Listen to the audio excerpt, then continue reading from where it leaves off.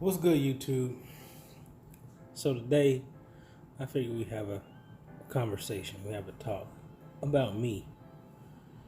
And normally, I always try to, when I do the videos, I try to, you know, show all the positive stuff, that I have going on. But I think today I want to be transparent about some things.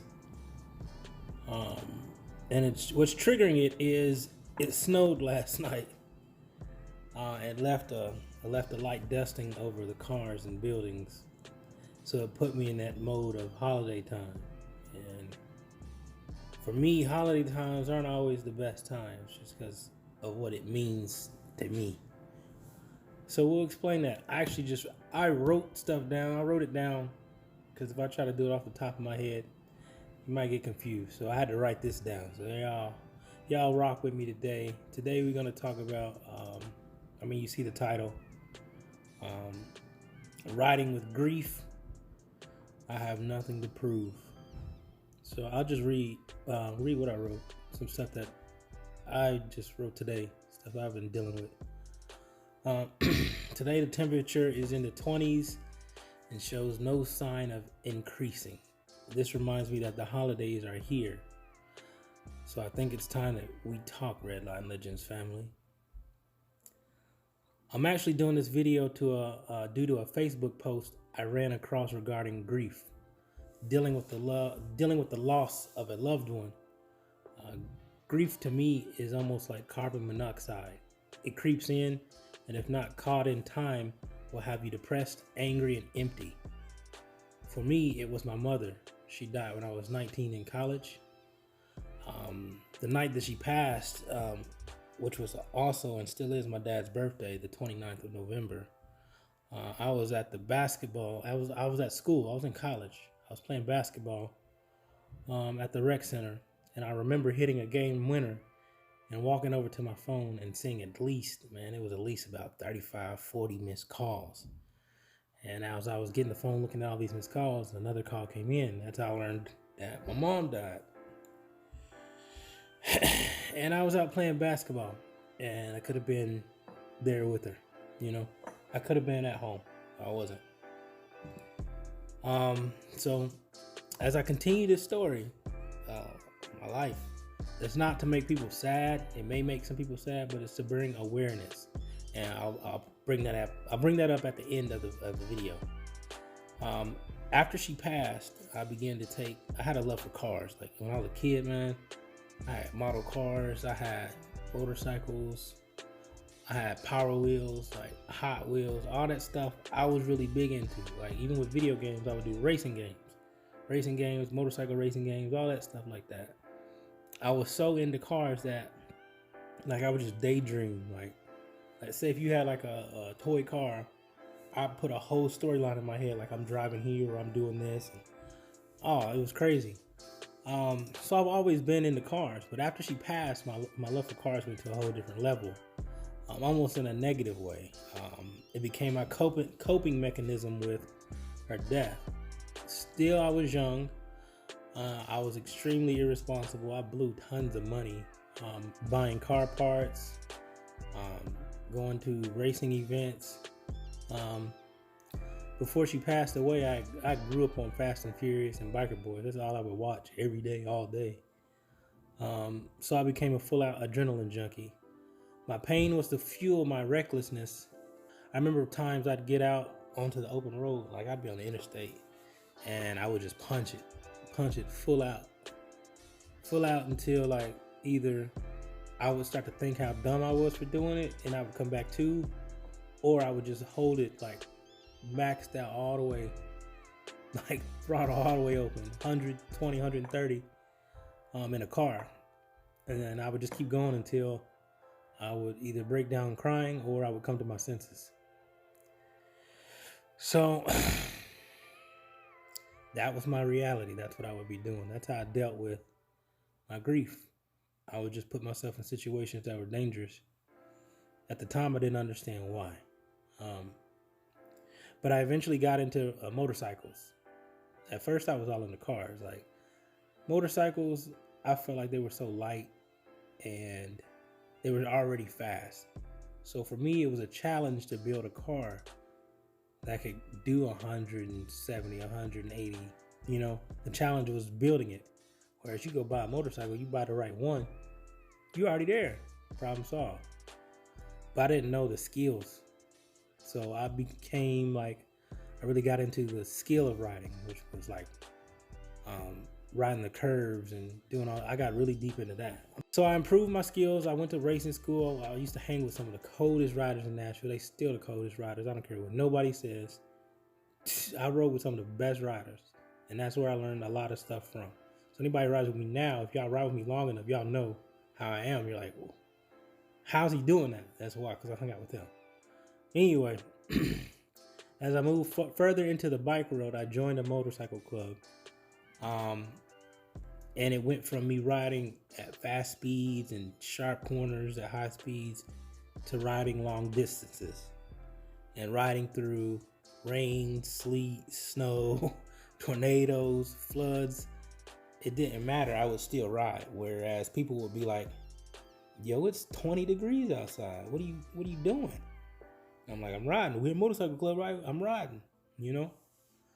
And that's just how it was. And I never really identified it. I almost was like, I was proud of it to be like that. But deep down inside, it was really me dealing with my grief.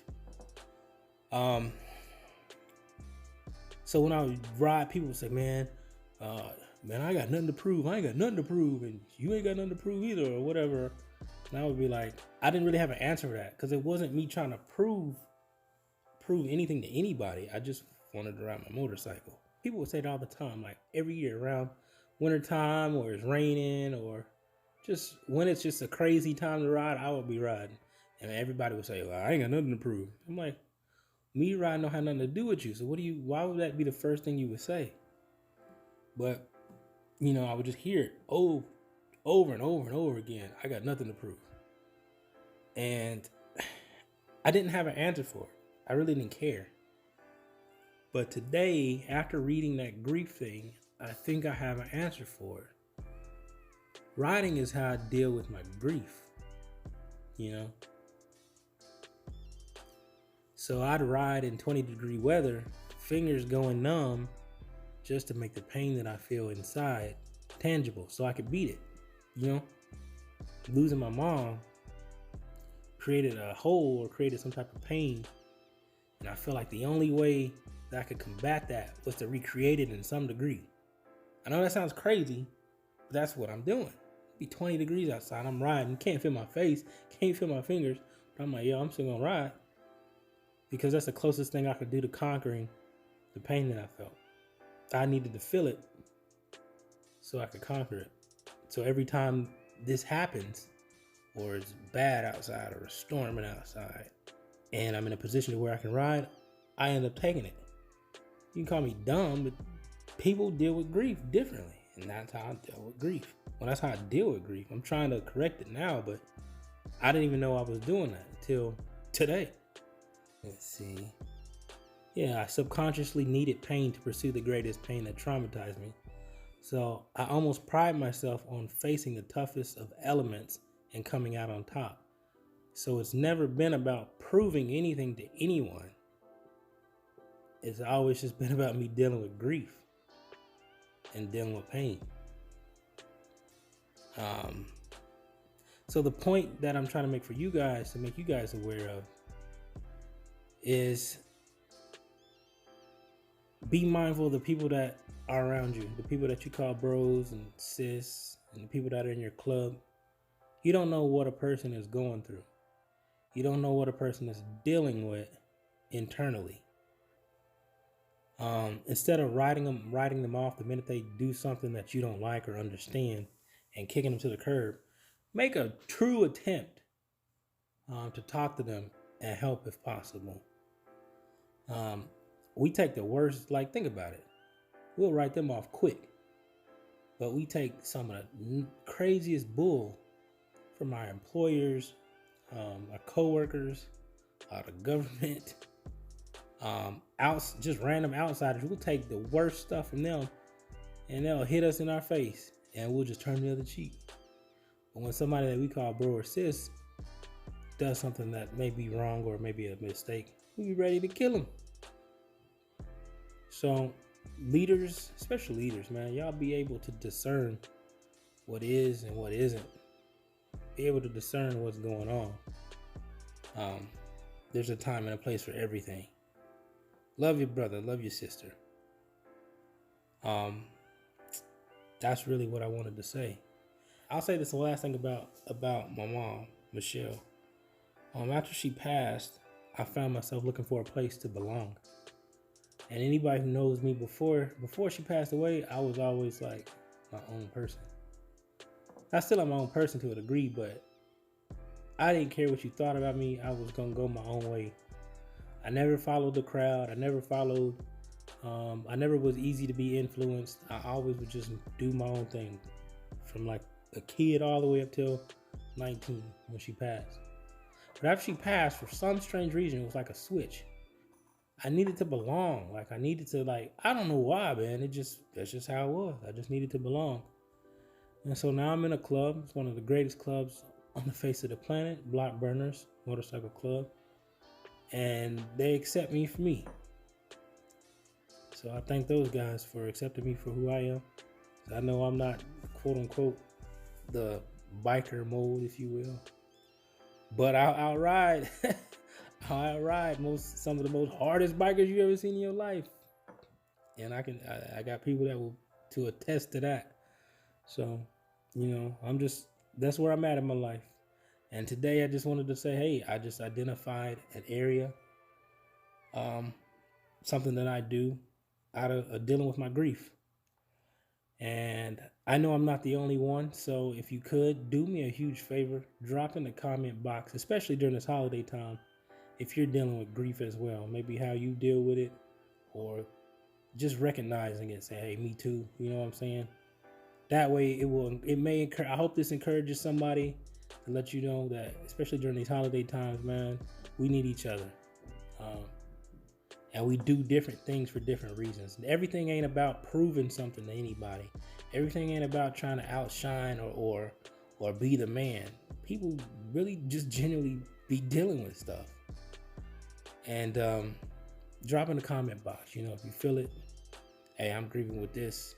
Rest in peace, my mom. Rest in peace, whoever it is, your aunt, your uncle, whoever it is, man. Because we in this together. We out here riding all the time together, so we can address some issues together as well. So that's all I got for y'all today.